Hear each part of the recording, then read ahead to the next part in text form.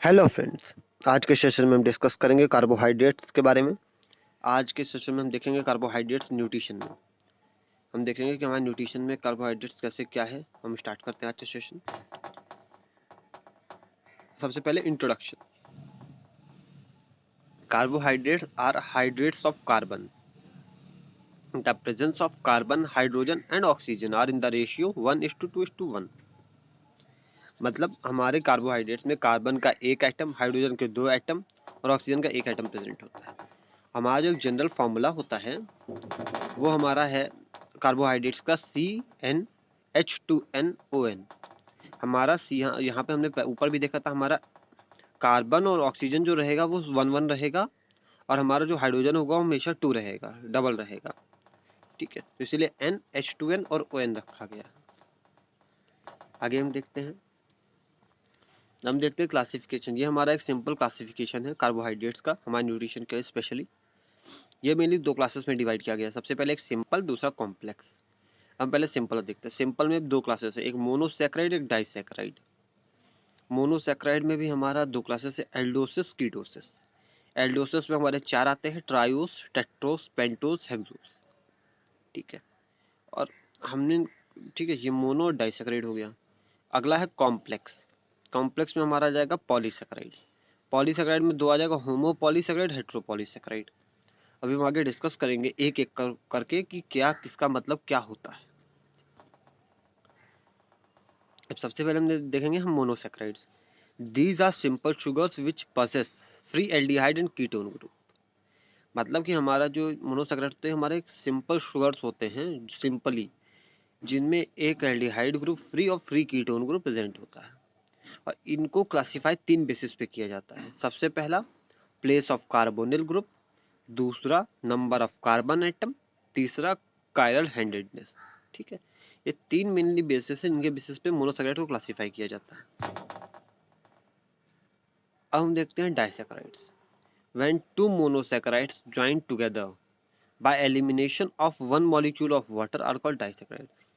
जब 2 monosaccharide group जो है ज्वाइन हो जाते हैं और वहां से वो एक ग्रुप वाटर के मॉलिक्यूल का एलिमिनेशन हो जाता है तो उसे हम बोलते हैं डाइसैकेराइड। ठीक है, in this 2 monosaccharides bound together by a covalent bond is known as glycosidic linkage. और हमारा जो 2 मोनोसैकेराइड्स ग्रुप जो बाउंड हो रहे हैं, एक साथ ज्वाइन हो रहे हैं, वो हमारे होते हैं कोवेलेंट बॉन्ड्स, जिसका नाम होता है glycosidic linkage. 3 important disaccharides are sucrose, lactose and maltose. ठीक है, ये मेनली हमारे 3 इंपॉर्टेंट डाइसैकेराइड्स होते हैं। अब हम सबसे पहले डिस्कस करेंगे यहाँ पे लैक्टोज को।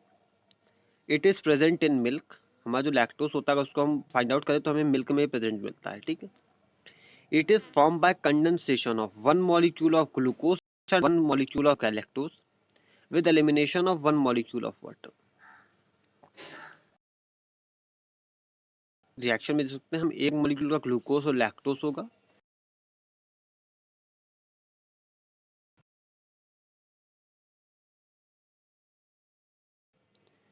एक मॉलिक्यूल वाटर होगा हमारा, जो कि हमारा एक मॉलिक्यूल ग्लूकोज और गैलेक्टोज को फॉर्म करेगा। ठीक है, अगला है maltose. Hydrolysis occurs and results in glucose. यहाँ पे हमारा अगर माल्टोज की हाइड्रोलाइसिस की जाए तो यहाँ पे हमारा ग्लूकोज बनेगा। ठीक है, और अगर इसको बनाया जाए माल्टोज को तो हमें यहाँ पे 2 मॉलिक्यूल ऑफ ग्लूकोज को जब हम बाइंड करेंगे तो हमारा माल्टोज बनेगा और एक वाटर मॉलिक्यूल का एलिमिनेशन होगा। अगला हमारा आएगा sucrose. Manufactured from sugar cane and beetroot. Mainly हमारे 2 इसके सोर्सेस होते हैं, एक शुगर केन, दूसरा beetroot. It is made up of 1 unit of glucose and fructose. मतलब इसको बनाने के लिए हमें एक मॉलिक्यूल का ग्लूकोज और फ्रक्टोज को जब हम बाइंड करेंगे तो हमें सुक्रोज मिलेगा। Enzyme sucrase is intestine is responsible for hydrolysis of sucrose. और सुक्रोज को ब्रेक करने के लिए सब यूनिट्स में एंजाइम होता है सुक्रेज, जो कि रिस्पॉन्सिबल होता है। हम देखते हैं polysaccharides. It is composed of more than 2 monosaccharides. मतलब यहाँ पे 2 से ज्यादा मोनोसैकेराइड जब प्रेजेंट होते हैं उसे हम बोलते हैं पॉलीसैकेराइड। ठीक है, the important polysaccharides are starch, glycogen, dextrin and dietary fibre. ये हमारे कुछ इंपॉर्टेंट पॉलीसेकेराइड्स होते हैं। अब हम देखते हैं मतलब हमारा जो कार्बोहाइड्रेट है उसकी कैलोरीफिक वैल्यू क्या होती है। In our country 60 to 80% of day's energy need met from carbohydrate in form of starch derived from cereals and pulses. मतलब कि हमारे इंडिया में किस हर इंडिविजुअल की जो एनर्जी की टोटल नीड है उसका 60 to 80% हिस्सा हमारा कार्बोहाइड्रेट से मीट होता है। ठीक है। Number of calories needed depends on age, height, weight and gender. और हर एक इंडिविजुअल की जो कैलोरी की नीड है वो अलग होती है, क्योंकि वो डिपेंड करेगी उसकी एज पे, उसके हाइट पे, उसके वेट पे, उसके जेंडर पे। ठीक है। Carbohydrates provide 4 calories. It also can be said that is in 1 ग्राम।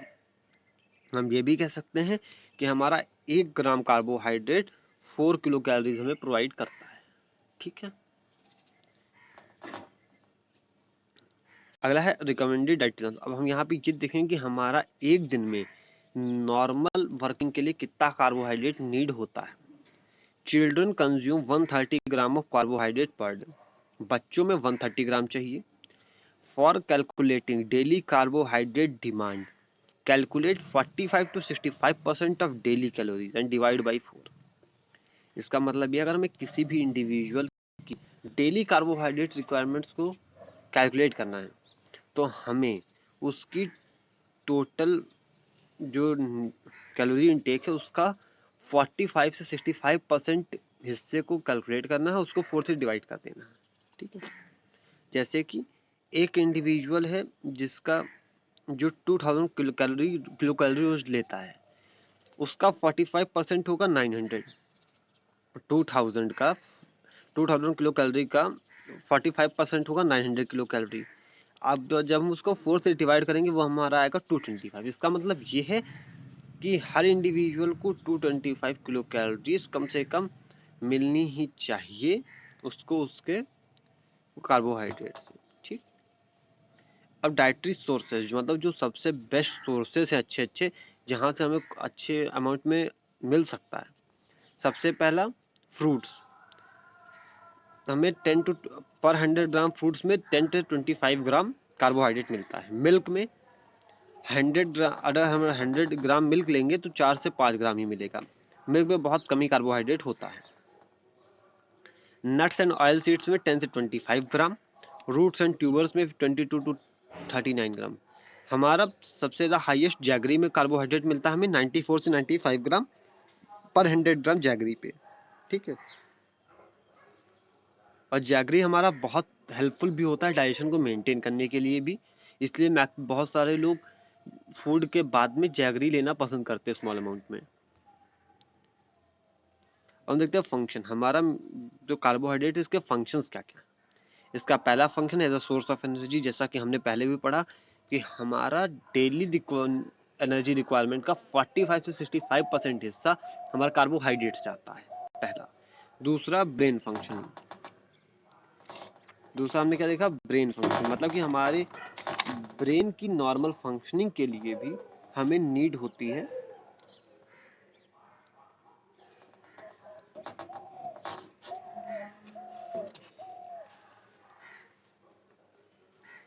ठीक है। क्योंकि हमारा जैसे कि हमारा एक सबसे नॉर्मल जो फॉर्म होता है कार्बोहाइड्रेट का, वो होता है ग्लूकोज। हमारी बॉडी में ग्लूकोज डिफरेंट फॉर्म्स में नीडेड होता है नॉर्मल फंक्शनिंग के लिए, डिफरेंट पार्ट्स ऑफ बॉडी के लिए, डिफरेंट रिएक्शंस के लिए। और हमारा ग्लूकोज एक बहुत बड़ा फैक्टर है जो कि हमारे नॉर्मल ब्रेन फंक्शनिंग को डिटरमाइन करता है। अगला है प्रोटीन स्पेयरिंग। इसका मतलब यह है कि जब हमारा नॉर्मल अमाउंट में इंडिविजुअल को कार्बोहाइड्रेट मिलता रहेगा तो एनर्जी के लिए हमें प्रोटीन का ब्रेकडाउन बॉडी में नहीं होने, जो प्रोटीन का ब्रेकडाउन बॉडी में होने लगता है एनर्जी की लैक की वजह से, तो जब हमारा कार्बोहाइड्रेट हमारा अमाउंट में प्रेजेंट होगा तो हमें प्रोटीन की नीड ही नहीं होगी कि उसे ब्रेक डाउन करना पड़े। Essential for fat oxidation.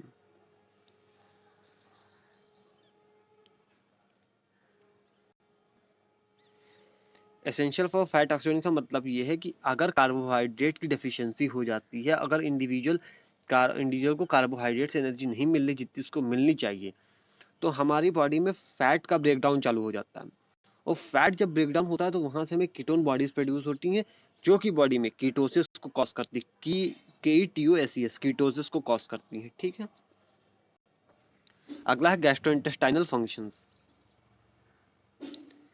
हमारा जो लैक्टोज होता है वो प्रमोट करता है कुछ इस बैक्टीरियाज को जो कि हमारे नॉर्मल फ्लोरा होते हैं हमारे इंटेस्टाइन के। ठीक है, अगला है ऐड फ्लेवर टू डाइट। हमारा कार्बोहाइड्रेट जो होता है ये बहुत मेजर सोर्स है जो कि डाइट में या फूड में फ्लेवर को ऐड करता है। ठीक है, नेक्स्ट अब डेफिशिएंसी। अगर हम डेफिशिएंसी हो जाती है किसी को भी कार्बोहाइड्रेट की तो उसे एसिडोसिस हो सकता है, हाइपोग्लाइसीमिया हो सकता है। क्योंकि हाइपोग्लाइसीमिया इसलिए हो सकता है क्योंकि हमें जब ग्लूकोज ही नहीं मिलेगा कार्बोहाइड्रेट से तो हम हाइपोग्लाइसीमिया, शुगर लेवल लो हो जाएगा, मसल वास्टिंग होगी जो कि एनर्जी का एक मेजर सोर्स है। जब एनर्जी हमें कार्बोहाइड्रेट से नहीं मिलेगी तो हमें प्रोटीन और फैट का ब्रेक डाउन करना पड़ेगा, तो मसल वास्टिंग होगी, कॉन्स्टिपेशन होगा। क्योंकि हमारा ये एक गैस्ट्रोइंटेस्टाइन सिस्टम में भी हमने पहले देखा है बहुत मेजर रोल प्ले करता है। जैसे कॉन्स्टिपेशन होने के चांसेस है, डिहाइड्रेशन भी कॉज करेगा। अगला है reduced body secretions. Reduced body secretions का मतलब ये है कि हमारा जो बॉडी के का जो सिक्रीशन होगा डिफरेंट पार्ट से वो रिड्यूस हो जाएगा। ठीक है, अगला है ओवर कंजप्शन। अगर बहुत ज्यादा कार्बोहाइड्रेट लिया गया तब क्या होगा? टाइप 2 डायबिटीज हो सकती है, डेंटल कैरीज हो सकती है, ओबेसिटी हो सकता है। और हमारा कार्बोहाइड्रेट का ओवर कंजम्पशन ही मेजर सोर्स है, मेजर कॉज है डायबिटीज का, ओबेसिटी का प्रेजेंट टाइम में।